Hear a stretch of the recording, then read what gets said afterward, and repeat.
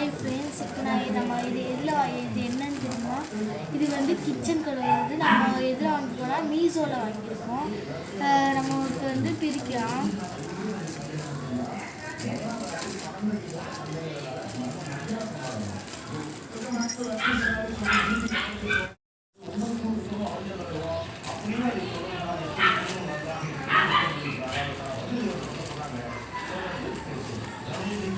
இதுதாங்க இது பாத்திரம் கழுவக்குள்ள தேய்க்கிற இது நம்மளுக்கு வந்து நிறைய கொடுத்துருக்காங்க. ரேட் வந்து எவ்வளோனா